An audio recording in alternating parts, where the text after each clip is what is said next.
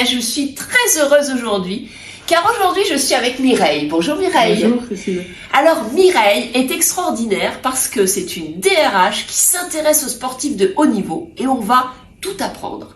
Alors Mireille, quel est votre métier et comment vous pouvez vous définir? Oula. Donc je suis dans les ressources humaines depuis quasiment une quarantaine d'années. Je suis aujourd'hui vice-président Human Capital dans une entreprise de santé et j'ai travaillé toute ma vie au développement des équipes. Donc voilà. Ça c'est quelque chose d'extraordinaire parce qu'en fait, les RH, c'est sa passion.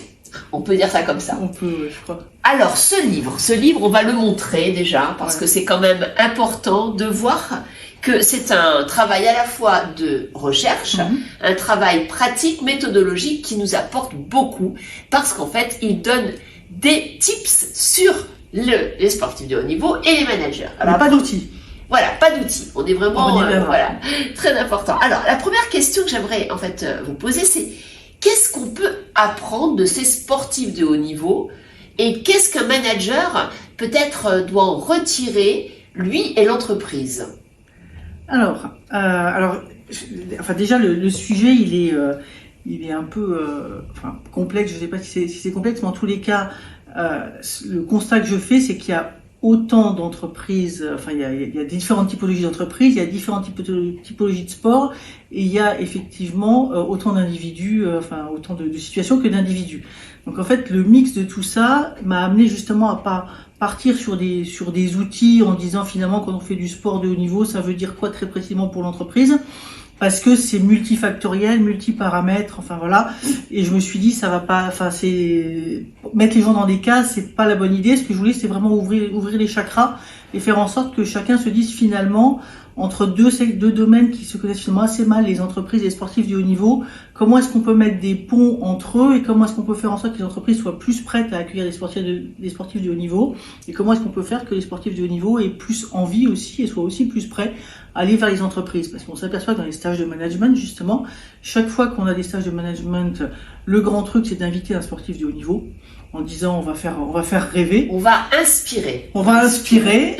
On fait venir un sportif de haut niveau, mais quand on regarde après quels sont les sportifs de haut niveau qui ont rejoint les entreprises, finalement, il y en a pas. Alors, il y en a très peu, en fait. Moi, ce que j'aime beaucoup, en fait, dans l'ouvrage, c'est qu'il y a, en fait, des interviews. Et il y a une connexion avec ces sportifs de haut niveau de tous les domaines, de tous les sports. Donc, en fait, ils nous apprennent quoi? Qu'est-ce qu'on peut savoir et qu'est-ce qu'on peut en retirer, nous, qui aimons tant les managers? Alors, il y a une première chose il y a des choses qui paraissent évidentes. La première, c'est la discipline.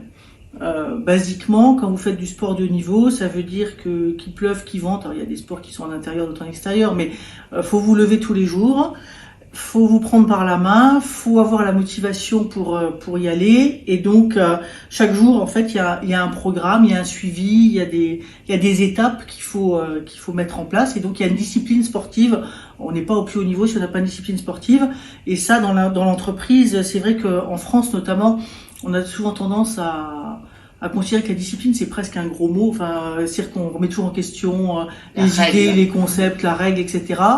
Moi, pour avoir travaillé aussi dans les entreprises nordiques, on s'aperçoit que finalement, la discipline, c'est quelque chose qui amène à l'excellence et qui amène à l'excellence dans le sport. Et on se dit, mais pourquoi les entreprises, finalement, n'ont pas plus le mot discipline au bon sens du terme dans leur mode opératoire, et pourquoi les managers, finalement, se disent pas, avoir un peu de discipline, ça fait aussi partie du travail au quotidien d'un manager. Voilà. Alors ça, c'est la première, intérêt, la première leçon, c'est en fait cette discipline qui permet d'avoir peut-être un mot qui ressort dans le livre et qui est très important, qui est le mot routine. Oui. Alors, la routine, c'est un des éléments que j'ai évoqué sur de nombreuses pages. Alors, il y a plusieurs choses par rapport à la routine. En fait, sur la routine, ce qui est important, c'est pour un sportif, c'est d'augmenter.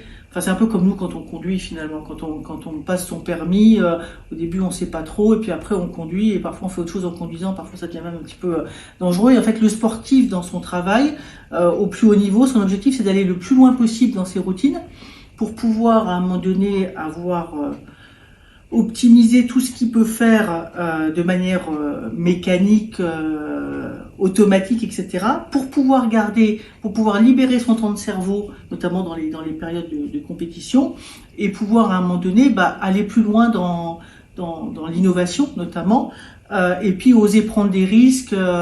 Et donc cette notion de cerveau disponible finalement, c'est quelque chose qu'on n'évoque pas forcément en entreprise, mais se dire à un moment donné qu'est-ce que je peux processer au maximum, et là l'IA peut nous aider aussi, mais jusqu'où je peux aller dans le process pour justement libérer du temps et de l'espace pour aller plus loin dans ce qui est à valeur ajoutée, c'est quelque chose qu'apporte le sport de haut niveau et qu'on n'a pas toujours en entreprise non plus. Voilà. Alors on va se faire plaisir et on va vous demander encore 2 autres astuces pour pouvoir compléter la discipline et la routine.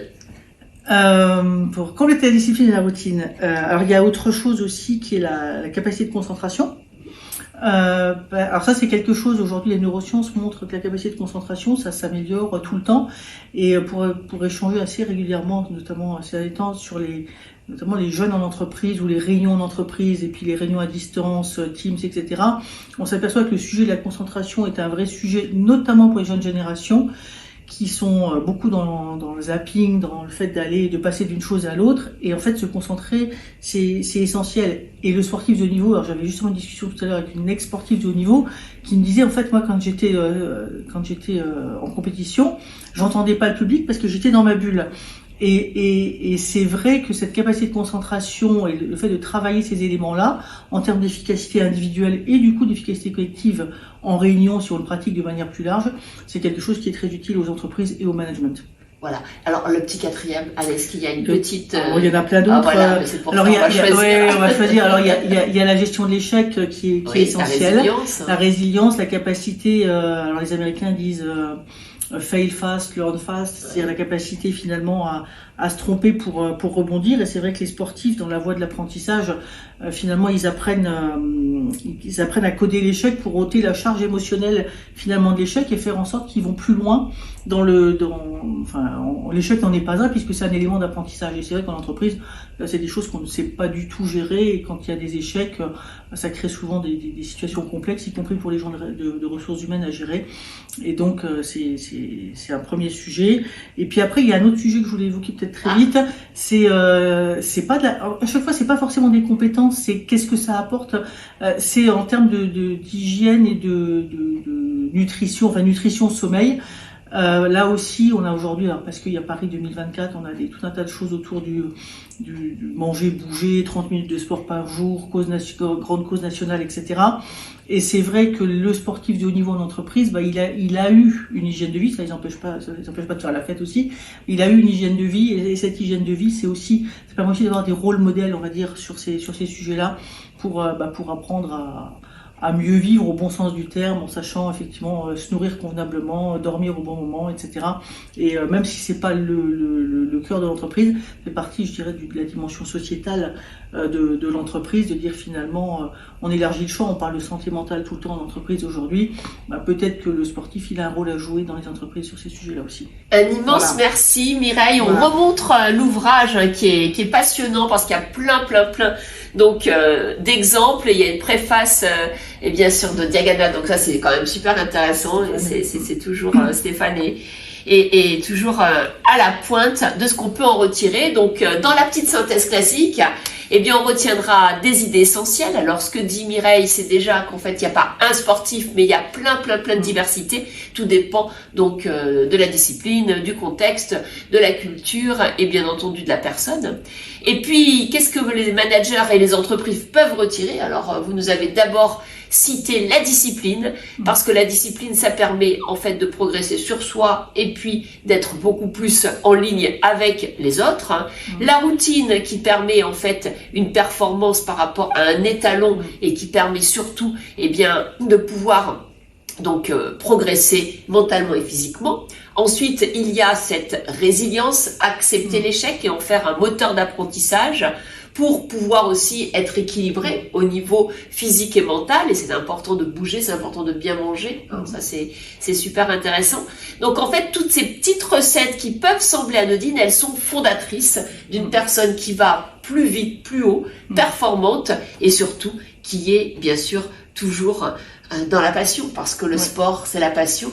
Et il n'y a pas en fait de sportif de haut niveau sans défi sur lui-même, sur sa performance et sur sa discipline. C'est d'ailleurs pour moi un sujet pour le management, parce que la discussion que j'ai pu avoir avec certains, c'est de dire, mais à un moment donné, qu'est-ce qui va pouvoir m'intéresser et m'apporter autant de passion que ce que j'ai vécu dans le sport?